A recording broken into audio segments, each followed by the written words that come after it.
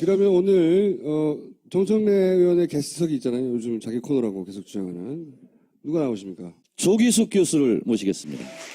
교수님 전 몸을 무거워서 앉아서 생각해 안녕. 굉장히 이렇게 회오리를 지금 일으키고 있죠.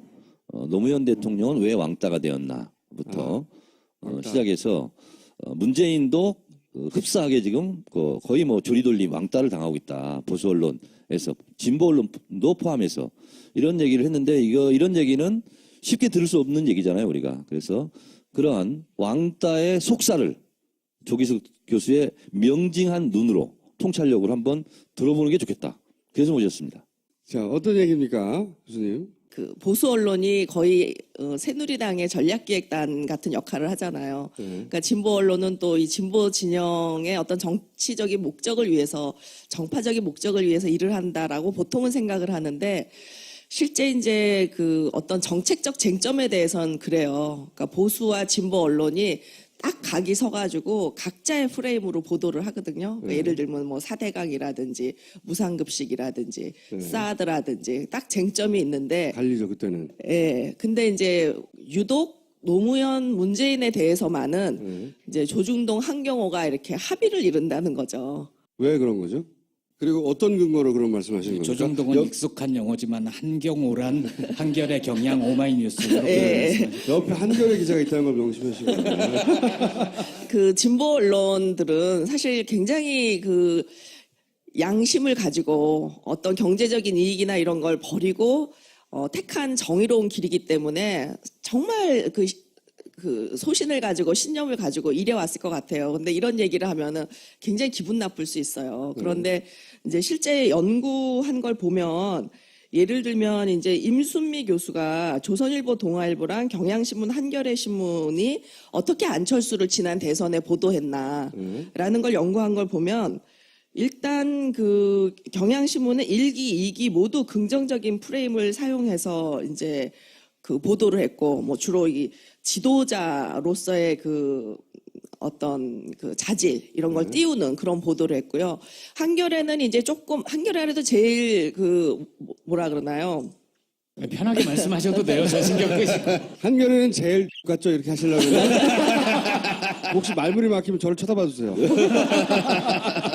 요건 제가 할 테니까. 예? 아니 한겨레는 좀 신중해요. 드라이해요. 네, 드라이. 대놓고는 안 하고 조금 신중한데 이제 나중에 결국 한겨레도 그렇게 같이 가는데 제가 지금 연구하고 있는 논문은 뭐냐면은 안철수 문재인을 이제 문재인 출마 선언 후 일주일, 안철수 출마 선언 후 일주일, 그다음에 안철수 사퇴 선언 이전 한 달 이렇게 3기로 제가 안철수와 문재인에 대한 기사를 지금 분석하고 있는데 2012년. 그러니까 이제 이미 그 조동과 한경이 어떻게 했는지도 이미 나와 있으니까 안철수에 대해서 매우 호의적인 기사라는 게 나와 있으니까 저는 이제 문재인과 안철수를 비교해서 지금 하고 있는 거죠. 근데 대체로 보면은 기사 건수도요. 문재인 출마 선언 이후 일주일인데 안철수 7건, 문재인 15건. 큰 차이가 없죠. 그다음에 안철수 출마 선언 이후 일주일은 안철수 39건, 문재인 13건. 그다음에 안철수 사퇴 선언 이전 한 달은요. 안철수 67건, 문재인 48건인데 이제 기사 내용이 더 문제잖아요, 사실. 거의 한번 읽어보세요. 손가락이 오그라드는 홍보성 기사가 대부분입니다. 안철수는. 안철수에 대해서. 예. 근데 문재인에 대해서는 늘 나오는 게 있어요. 그 노무현 공과 극복론, 참여정부 실패론, 친노 반노, 분열 프레임. 확장성의 결여. 예. 상당히 그 부정적인 기사가 많이 있고요. 그래서 왜 그런가라는 제가 의문을 던졌는데 그 분석은 2012년의 분석이고 예. 최근 뭐 2016년, 2017년도 최근에도 여러분들 뭐 그 칼럼이니 뭐 많이 보시잖아요. 보시면은 여전히 확장성 문제 제기하고 하여튼 계속 그 패권 정당이라는 거예요, 민주당이. 친문 패권 정당. 근데 아까 그 김종인 씨 그 뭐 해당 행위를 넘어서 이적행위라고 얘기를 했지만 사실 그런 분은 징계를 안 받아요. 이게 친문 패권 정당에서 징계를 안 받는다는 게 말이 안 되잖아요. 근데 이제 우리 정청래 의원은 공갈 치다라는 발언 사실 공갈이 표준어거든요. 근데 그 발언으로 4개월간 당원을 분노한 표정으로 말씀해 주세요. 4개월간 당원 정지를 당하는데 이제 같은 당에 있으면서 뭐 이종걸 의원 그 상대 당 대통령이기도 하고 이제 상대 당을 대표하는 분이기도 한 박근혜 그녀 니은 발언에 대해서 징계받은 적도 없고 징계를 요구한 적도 없어요, 당내에서. 그리고 이제 문재인 대표에 대해서는 뭐 유신을 떠올리게 한다고 문재인에게. 근데 이제 요즘은 남자 박근혜라고 공격도 여러 군데서 합니다. 문재인이 되면 제2의 박근혜가 된다. 그게 가장 센 욕이거든요, 요즘은. 예. 그게 이제 친박, 친문 제거하고 가운데 모이자 그렇죠. 뭐 이런 거죠. 친박과 친문을 같다라고 할 때 등장시킨 그 단어가 제 남자 박근혜거든요. 문재인을 부를 때 그거를 국민의당도 사용하고 그리고 이제 민주당 내 비문도 사용하죠. 그러니까 이런 것이 말도 안 되지만요. 계속 주장하면 그걸 확대해서 보도가 계속 되다 보면은요. 어느 순간에 부지불식간에 그런가? 이렇게 세뇌를 시키는 거죠. 최근 한 2주 정도 됐어요. 그 남자 박근혜라고 하는 제2의 박근혜 문재인은 라고 하는 프레임을 그 바른당, 국민의당 그리고 비문 거의 동시다발로 새누리도 똑같이 사용해요.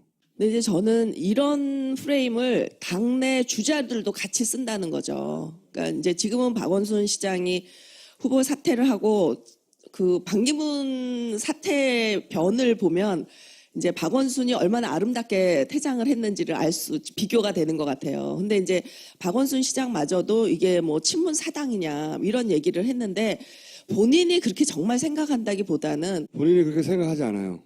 예. 그건 제가 나중에 한번 풀 스토리를 말씀드릴게요. 예. 그러니까 조중동 그다음에 이제 이 진보 언론까지 그렇게 계속 비슷한 프레임으로 공격을 하니까 그렇게 헷갈릴 수 있을 것 같고 그리고 심지어는 안철수 씨도 지난 대선에 나왔을 때 정치를 뭘 잘 모를 때에도 이제 친노랑은 같이 못한다 이런 말을 했거든요. 그러니까 이게 그 안철수 씨도 기본적으로 참여정부 실패론에 기반을 하고 있는 거예요. 근데 저는 정말 한겨레에게 묻고 싶어요. 참여정부가 뭘 실패했는지. 한겨레가 근데 저하고 아니. 아니 근데 한겨레가 한 사람이 아니잖아요. 예. 근데 한겨레에도 다양한 기자들이 물론이죠. 있고요. 네. 예, 또 다양한 생각을 하고 있어요. 그리고 실제 우리가 생각하는 것처럼 똑같지가 않은 게 조선일보도 심지어는 굉장히 다양한 생각이 있더라고요. 제가 조선일보 기자들 연구를 중에 해보니까. 문제인 기자도 조선일보하고 비교를 하면 기분이 확 나빠지는데요. 거기는 사주가 있잖아요. 그리고 어떤 방침을 이렇게 보도하자라고 정하면 일사불란하게 간다고요. 한겨레가 어떤 사주가 있어서 한겨레는 이 방향이야라고 그렇게 하는 거는 우리는 구조상 불가능하죠. 근데 저는 안티조선 운동이 조선일보의 품질을 굉장히 올렸다고 생각하는 게, 제가 노무현 정부 때 대연정을 제안할 때 그때 언론 10개를 제가 다 분석을 했거든요. 근데 보면 가장 다양한, 그러니까 그 대연정에 대해서 가장 다양한 의견들, 이거 한번 생각해 볼 만하다라든지 이런 의견을 외부 필진에게도 받고 내부에서도 쓰고 한 것이 가장 많았던 게 조선일보고요. 그리고 오히려 그 진보 언론도 거의 감정적인 막말 섞인 그런 칼럼이나 사설이 많았어요. 그래서 그나마 한겨레는 조금 덜해서 제가 그래도 괜찮은 언론으로 뽑아서 좀 칭찬을 해줬지만 그 제 책에는 근데 그 다양성이 없었던 것은 한겨레도 똑같았다. 그러니까 이제 이게 기자들이 오히려 조선일보는 안티조선 운동을 그 생각해서 상당히 다양성을 지면에 반영하려고 노력을 하는, 그러니까 오히려 그 반대자들이 신문의 품질을 올려준 데 반해서 이제 저는 사실 청와대 들어가기 전에 참언론 운동을 하면서 한겨레 뭐 참언론 상도 주고 막 이랬었거든요. 근데 제가 청와대 근무하면서 1년 만에 제가 나가게 된 게 경향도 그렇고 한겨레도 그렇고 저더러 자꾸 나가라 그러더라고요. 근데 제가 뭘 잘못했는지 모르겠지만 내가 이 공직이라는 건 진짜 희생과 봉사로 하는 건데 내가 뭐 권력을 있다고 쓰는 사람도 아니고 정말 어렵고 힘든 사람들을 위해서 봉사하고 있었는데 그럼 나가지 뭐 내가 여기 있는 게 뭐가 좋아 하면서 근데 그때 얼른 안 나갔거든요. 나가셨어야 돼. 왜냐하면 저는 조기숙 때 청와대 홍보수석 이게 참 고맙고 계속 해줬으면 좋겠다고 생각한 게 어려운 주제 토론이 있었어요. 그 뭐냐면 원포인트 개헌하고 그 다음에 취재 지원 선진화 시스템. 아무도 안 나가 제가 나갔거든요. 그 다음 날 조기수 홍보수석이 전화가 왔어요. 노무현 대통령도 참 잘 보셨다고 칭찬하더라. 어제 잘했다. 이렇게 저한테 칭찬을 해주셨거든. 그럼 칭찬을 계속 해주셔야 되는데 없어졌어 중간에. 계속 하셨어야지. 조중동이 그런 건 이해가는데 한경호는 왜 소위 그 노무현 혹은 문재인에 관해서만은 그렇게 관대하지 않은가? 혹은 관대하기까지 바라지 않는데 지나치게 야박한가? 제 생각에는 진보 언론이 좀 이런 게 있는 것 같아요. 양심 결벽증. 그러니까 우리는 너무나 그 순수한 마음으로 언론으로서의 사명을 다하기 때문에 권력이니까, 노무현도 어쨌든 권력이니까, 그리고 문재인도 진보 쪽에서는 제일 1등이니까 우리가 견제해야 돼. 이런 마음이 저는 제일 크지 않은가 하는 생각이고요. 저도 비슷한 생각이에요. 그러니까 우리 편이라고 편드는 거야? 이 얘기를 듣고 싶지 않은 거예요. 네, 근데 네. 그게 지나쳐서 하지 않아도 되는 정도의 욕도 하는 거예요. 우리는 우리 편도 이렇게까지 공격할 수 있는 정도의 객관성을 확보했다는 걸 보여주고 싶어 오버하는 거죠. 제가 그거 일관되게 유지되는 흐름이에요. 제 사실. 코너예요, 제 코너. 저도 질문 좀 하자고. 그게 항상 문제라고 생각했어요. 그게. 요즘 논리는 그리고 그거를 보수는 너무 잘 이용해. 조용히 좀 하세요. 요즘 말하고 싶어. 노무현과 문재인을 갈라치기 하더라고요. 그 논거가 뭐냐면 이런 거였어요. 2002년도 때 노무현은 패권이 없었다. 당내에서도 비주류였고, 그래서 노무현은 그래서 이인재와 진짜로 싸워서 이겼다. 근데 지금의 문재인은 당내 최대 세력이고 이미 패권을 가지고 있다. 그렇기 때문에 노무현과 문재인은 다르게 우리가 취급해야 되고, 그래서 문재인을 공격하는 거 비판하는 것이 뭐가 잘못됐냐. 지금 이렇게 지금 논거를 하나 새로 만들었다고요. 진보 언론에서. 왜 그러냐? 네, 첫 번째로는 저도 동의하고요. 100%. 또 하나는 이제 어떤 이념적 갈등이라고 저는 생각을 하는데, 이 진보 운동은 사실 시민권 운동부터 시작됐는데 1세대 시민권 운동이 참정권을 찾는 운동이었거든요. 그리고 이제 2세대 시민권 운동은 이제 노동자들이 투표권을 갖는, 그러니까 어떤 경제적 평등 이런 걸 추구하는 게 2세대 시민권이라 그러면은, 이제 3세대 시민권은 어떤 참여의 욕구, 일상 속의 민주주의라고 할 수 있어요. 근데 저는 우리나라 진보 언론이 2세대 시민권을 추구한다고 봐요. 경제적 평등. 그러니까 요거는 뭐냐면은 서구 유럽에서의 어떤 그 역사적 변화를 본다면은 딱 20세기에 잡하죠. 그러니까 한겨레만이 아니라 경향도 그렇고 오마이뉴스는 참여정부 초기에는 그렇지 않았어요. 근데 말로 가면서 이제 똑같아지거든요. 그 이유를 제가 물어봤더니 이제 민노당 당원들이 많이 들어왔다고 오마이뉴스에.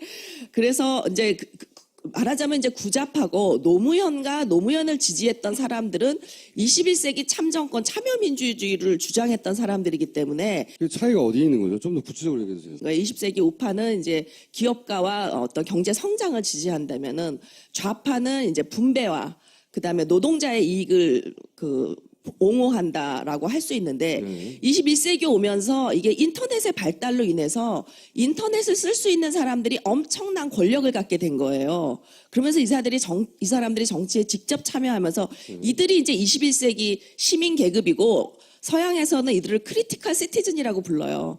그러니까 비판적 시민들이 정치에 참여하게 되면서 20세기 좌우 개념이 없어집니다. 왜 없어지냐면 21세기 시민은 주로 화이트 칼라거든요. 컴퓨터를 쓰는. 그러니까 화이트 칼라들이 그 권력을 갖게 되면서 21세기 이제 진보가 등장하게 되는데, 이들은 경제 문제에 대해서는 진보적인 사람도 있고 보수적인 사람도 있고 실용적인 사람도 있고, 이게 개념이 없어요. 20세기 그 좌우 개념에서는. 그러니까 21세기 시민들이 결국 노무현을 지지했던 사람들인데, 노무현과 저는 좌파 언론, 구좌파 언론 간의 이념 갈등? 여기에서 용서가 좀 안 되는 부분이 있는 것 같아요. 그래서 끝까지 노무현이 양극화를 해결하지 못해서 실패했다라고 말하고 싶은 것 같아요.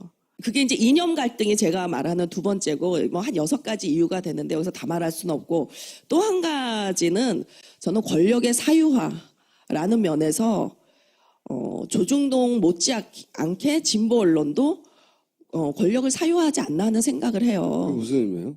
그러니까 권력을 활용해서 감정적으로 기분 나빴던 거, 또는 이념적으로 틀린 사람에 대해서, 다른 사람에 대해서 보복을 하는 거죠. 정치적 보복. 그거야 뭐 진보 보수 상관없이 기자들이 자기가 가진 권한으로 마음에 안 드는 후보를 좁힐 때 있죠. 진보는 양심적이니까 지면에 사유가 있죠, 분명히. 예. 보수처럼 그렇게 권력의 사유화를 하지는 않을 거다라는 그런 기대가 있는데, 그러니까 결국은 저를 홍보수석 나가라고 했던 이유도 그렇고, 이제 그런 얘기를 들었어요. 제가 이런 얘기를 하고 다닌다니까 뭐 문재인 캠프에서 뭐 한 자리 얻으려고 이렇게 세게 하고 다니는 거 아니냐, 그런 얘기를 들었다고 정봉주 의원이 하더라고요. 그래서 제가 아니, 권력의 사유화를 하는 곳인지 제가 뻔히 아는데 이런 얘기 안 해도 지금 문재인 대통령 될 가능성이 가장 높은 사람인데, 제가 이런 얘기를 하고 다니면서 한겨레한테 밉보일 이유가 뭐가 있겠어요? 정말 한 자리를 하는 게 목표라면? 저는 한 자리 하겠습니다.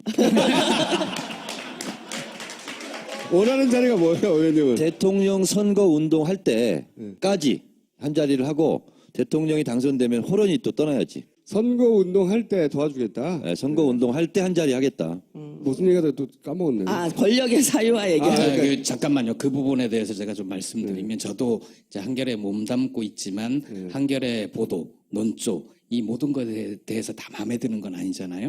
아쉬운 대목도 있고. 그렇죠. 예. 근데 이제 권력의 사유화라는 대목에서는 아까처럼 우리가 무엇을 사유화해서 뭘 어떻게 하려고 하지? 사유화하면 사주를 위해서 아니면 편집국장을 위해서 누가 사유화해서 그걸로 뭘 어떻게 하려고 하지라는 물음표가 들어요. 근데 저는 표현은 정확한 표현은 아닌 거라고 생각이 드는데, 그 내용은 저는 동의하는 면이 있어요. 그러니까 사람마다 호호가 있잖아요.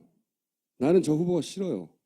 그렇지만 기자는 개인의 싫고 그 뭐 좋음을 떠나서 그 후보에 대해서 객관적으로 쓸 수 있어야 한다고 말할 수는 있으나 실제로 그런 사람은 없어요. 저 사람이 싫으면 그 논조에 그게 들어가는 거고, 그렇잖아요. 그런 의미에서 자기 감정이 지면을 통해서 지면의 사유야죠. 어떤 의미에서는 말씀하신 그런 의미로 말씀하신 거죠. 그렇죠, 그렇죠. 네. 예. 싫으면 싫다고 말하지 않고 다른 이유를 갖다 대서 그 사람에 대해서 공격하는 지면의 힘을 빌어서, 그 기자의 권력은 맞죠. 근데 따지면 2012년에 총수랑 나랑 얼마나 욕먹었어요. 그 단일화 국면에서 말 한마디 하면 저 새끼 문재인 편이다. 이쪽에서 또 한마디 하면 저 새끼 안철수 편이구나. 그래가지고 우리 둘이 그때 먹은 욕이 평생 먹을 욕 다 먹었을걸요? 뭐 저는 기억나지 않아요. 나만 먹었네, 나만. 그러면 문재인을 그렇게 감정적으로 싫어하는 사람이 많을 수도 있는 거 아닙니까? 한 경우에. 그러면 그거는 문재인의 인격 문제거나 아니면 대인 스킬 문제거나 아니면 뭐 기자를 다루는 뭐 어떤 노하우의 문제거나 그런 문제일 수도 있잖아요. 그 21세기의 그 균열은요, 문화예요. 문화적 균열인데 탈권위주의와 권위주의의 대결이라고 보거든요, 우리가. 그래서 이제 인터넷을 가지고 있는 시민들은 이제 소통을 중시하고, 그래서 노무현이나 문재인처럼 이렇게 겸손한 사람을 좋아하는 거예요. 근데 20세기 보수와 그 우파와 좌파는 둘 다 집단주의란 면에서 똑같아요. 그러니까 집단주의는 뭐냐면 권위주의를 따르는 거거든요. 그러니까 한겨레가 그렇다는 거잖아. 한겨레가 다른 거예요 지금 계속. 아니, 그게 아니라 이제 그 기자 사회의 이 그 시스템, 그러니까 가르치고 이 도제식으로 이렇게 하는 시스템, 선후배 기수, 그런 면이 이게 없다고 할수 굉장히 없을 것 중요한 같아요. 이 조직 문화에서는 권위주의에 익숙할 수 있어요. 그러면은 탈권위주의적인 사람이 우습게 보여요. 그러니까 권위주의라는 건 뭐냐면은 좀 힘있어 보이고 무서운 사람한테, 민주당 보세요. 김종인 씨 들어왔는데 끽 소리도 못하고 선거하잖아요. 공천을 그렇게 해도. 그때는 공천권이라는 게 있으니까요. 근데 어쨌든 그 문재인은 당대표로서 공천권을 가질 수도 있었던 사람인데 그렇게 온 힘을 다해서 쫓아내잖아요. 그러니까 탈권위주의적인 사람은 안 무서워. 그렇기 때문에 이 집단주의의 핵심은 뭐냐면은 권력을 가진 사람에게, 그 강자에게 약하고, 한마디로 약자에게 강한 게 권위주의 문화거든요. 그러니까 타격이 없다는 거 이게. 아니, 그러니까 자기도 모르게 그런 게 있을 수 있고, 또 하나는 친노들이 까칠하다 이런 얘기를 많이 하는데, 노무현 대통령도 그렇고 문재인 대표도 그렇고 언론 관리를 잘 안 하는 문제가 있는 것 같아요. 그거 맞아요. 조중동 같이 사주가 확실하게 있는 그 신문 언론들은요, 언론의 이중성이 있습니다. 언론의 역할은 공익적이에요. 근데 취하는 이득은 사익이거든요. 사주에 호주머니에 다 들어가요. 그래서 사주가 없는 한겨레하고는 좀 다른 건데, 왜 그러면 어떤 부분에 대해서 조선일보와 한겨레가 같은 걸로 뭉칠 때가 있냐. 이 지금 문화 얘기하셨잖아요. 저는 바로 그거라고 지금 생각하는데 그들만의 언어가 있습니다. 그러니까 그것이 조선일보든 한겨레든 기자들이 쓰는 언어, 용어 또 문화가 그들만의 언어, 그들만의 문화가 있어요.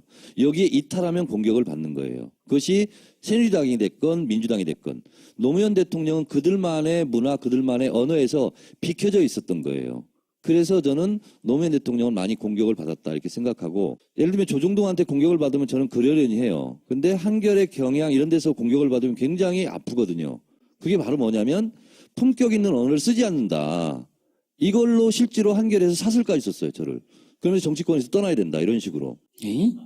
그래서 사설을 정도로? 썼습니다. 그러니까 이게 불편하고 본인들하고 문화와 언어가 안 맞는 거예요. 그러면 두들기는 거예요. 그 권위주의 핵심이 또 엘리티즘이거든요. 근데 이제 젊은 기자들은 어떤지 모르지만 하여튼 한겨레 좀 연배 있으신 분들은 다 명문대 나오시고 엘리티즘이 있으세요. 이거 한겨레 방송이거든요. 한겨레 방송. 그거는 아시죠? 아, 그래서 제가 한겨레 얘기만 하는 거예요. 왜냐면 여기 와서 다른 진보 언론 얘기를 하면 그렇죠, 진정성이 그렇죠. 없잖아요. 그러니까 지금 21세기는 엘리티즘과 그 피플리즘의 대결이다. 저는 이렇게 봐요. 좋아도 좋아하는 척 못하는 사람이 있고요. 제가 보기에는 좋아하는 척하면 안 된다고 생각하는 사람도 있고 좋아하는 사람도 쓰면서 꼭 균형을 잡아야 하니까 뭔가를 비판거리를 끌어와서 빌려 쓰는 경우도 있고요. 물론 싫어하는 사람도 있고요. 제 기억에 2000년 정도에 노무현 대통령이 처음으로 모든 언론사 조사에서 1위를 한 적이 있었거든요. 그 조사가 아마 한겨레 20일에서 차세대 정치 지도자 조사에서 노무현 대통령이 1등을 했었을 거예요. 맞아요. 그거 노 대통령 기억하시고요. 기억하시죠? 그것 때문에 대통령 됐다고 생각하시고요.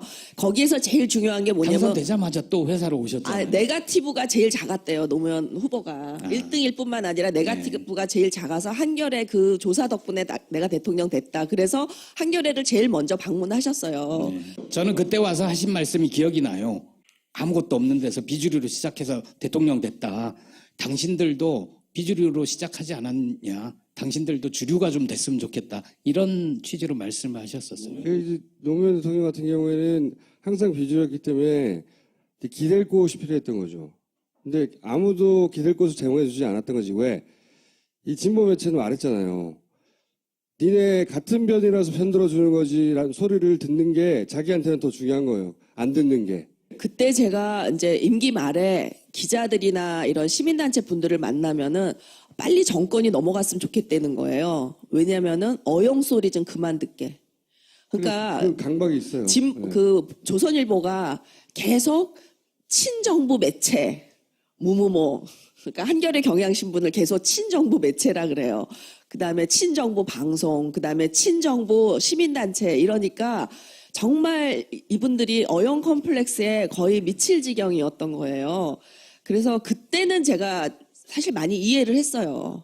그랬는데 지금 이제 정권 교체를 앞두고 지금까지도 이 문재인 후보에 대해서 이러는 걸 보면 이게 이제 이거는 하나의 굳어진 화석이 돼가지고요. 비판 의식도 없이 그렇게 하는 것 같아요. 싫어하지 않으면서도 그게 정석이야. 그게 스테이터스 코고 여기서 벗어나면 뭔가 일탈이 돼서 자기 검열을 하는 이중잣대로 가는 거예요. 원칙이 없어요. 근데 저는 제일 불만인 건 사실 문재인 후보예요.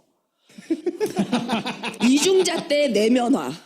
철저히 내면화해서 친노 다 해체했어요. 제가 왜 밖에서 이러고 다니겠어요? 안에서 도와줄 일이 없으니까. 그래도 상관이 없어요. 그래도 그게 가장 효과적인 공개라서 계속 욕먹어요. 패권이라고. 그러니까 사실은 해체해도 소용없는 짓이었거든요. 그러니까 말씀하신 대로 그게 옳건 그르건 간에 그 공격으로부터 벗어나고 싶은 거예요. 그래서 실제로 다 주변의 사람들 쳐내고 막 그런다고. 실제 자기 사람이 별로 없어요. 그 옆에 패권도 없어. 그래서 가장 큰 아니 문제가 근데 하는 거잖아요. 제가 오늘은 네. 이제 교수님 말씀 중에 새겨들을 내용이 많다고 생각을 해요. 근데 방금 하신 말씀처럼 그 화석화돼서 뭐 반문 매체다.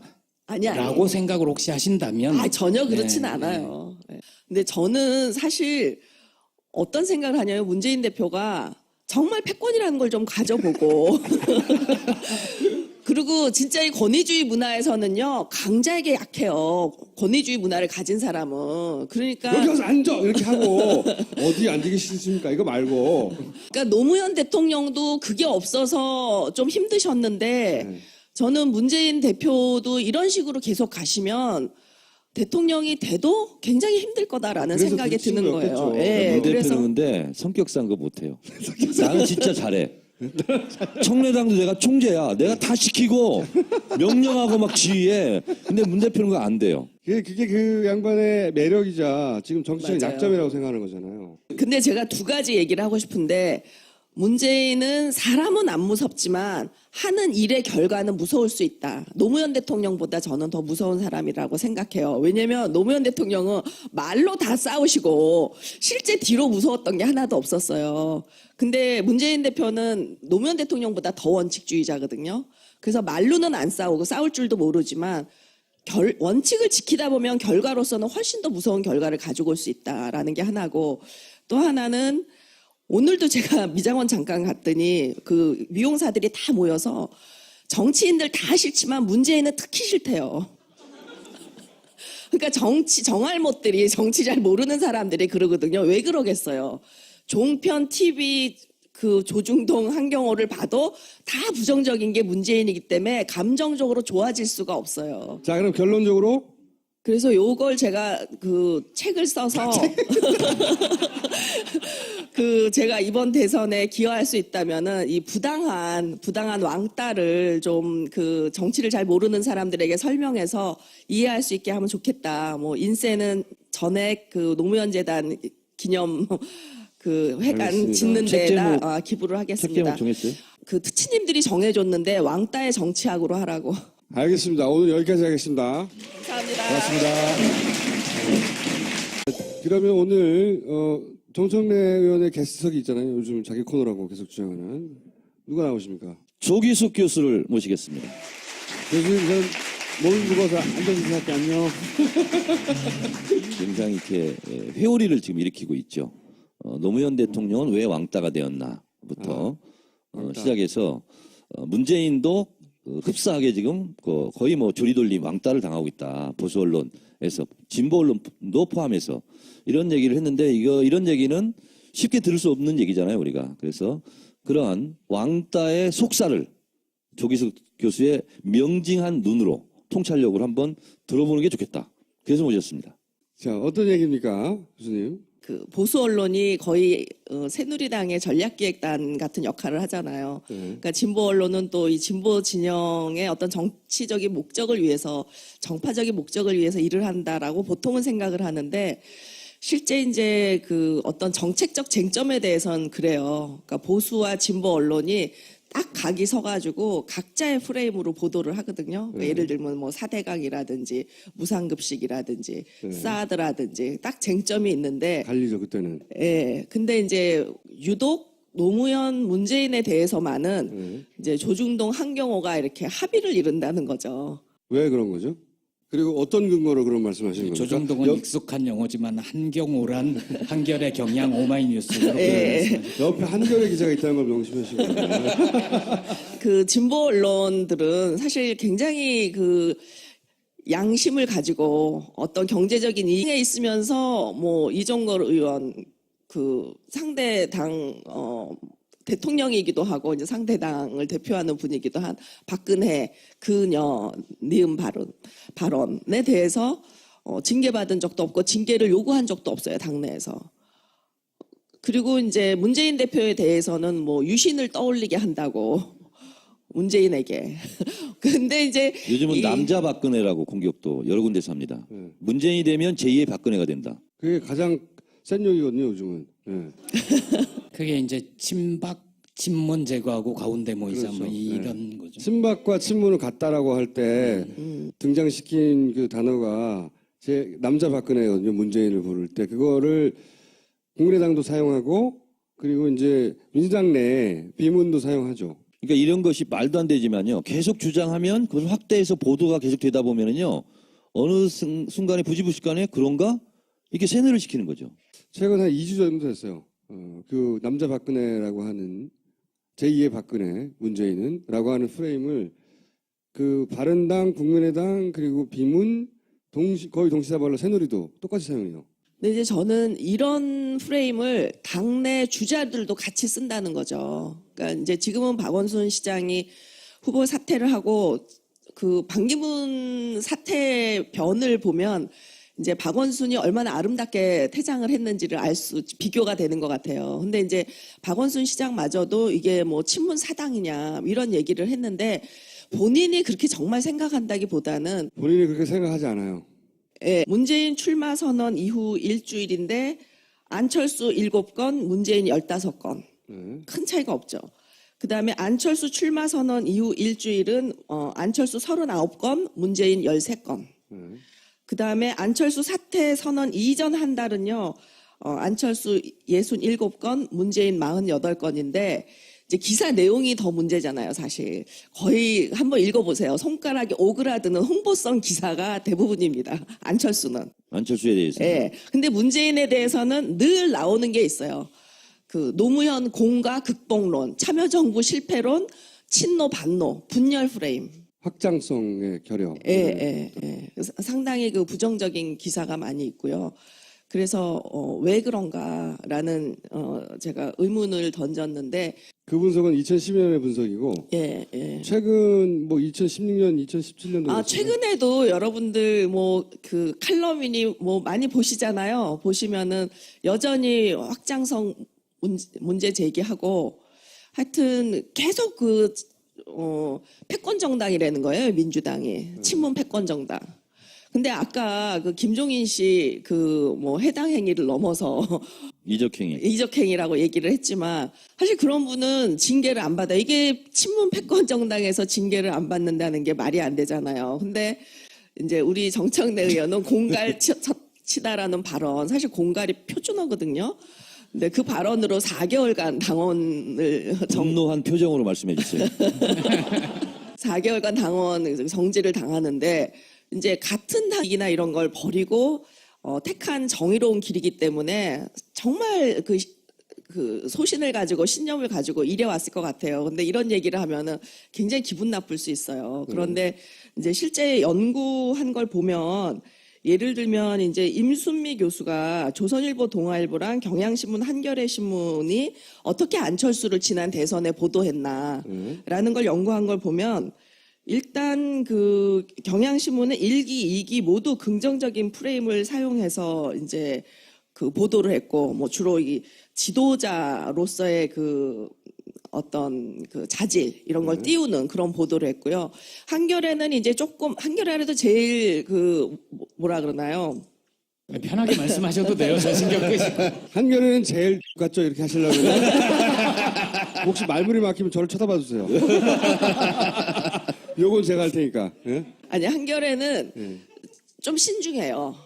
드라이해요. 네, 드라이. 대놓고는 안 하고 조금 신중한데 이제 나중에 결국 한겨레도 그렇게 같이 가는데 제가 지금 연구하고 있는 논문은 뭐냐면은 안철수 문재인을 이제 문재인 출마 선언 후 일주일, 안철수 출마 선언 후 일주일, 그다음에 안철수 사퇴 선언 이전 한 달 이렇게 3기로 제가 안철수와 문재인에 대한 기사를 지금 분석하고 지난 있는데 2012년에. 2012년.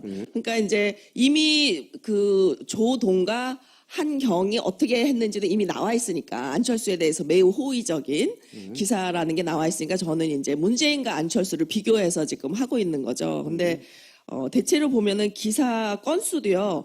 그럼 내가 나중에 한번 풀 스토리를 말씀드릴게요. 예. 그러니까 조중동 그다음에 이제 이 진보 언론까지 그렇게 계속 비슷한 프레임으로 공격을 하니까 그렇게 헷갈릴 수 있을 것 같고 그리고 심지어는 안철수 씨도 지난 대선에 나왔을 때 정치를 뭘 잘 모를 때에도 이제 친노랑은 같이 못한다 이런 말을 했거든요. 그러니까 이게 그 안철수 씨도 기본적으로 참여정부 실패론에 기반을 하고 있는 거예요. 근데 저는 정말 한겨레에게 묻고 싶어요. 참여정부가 뭘 실패했는지.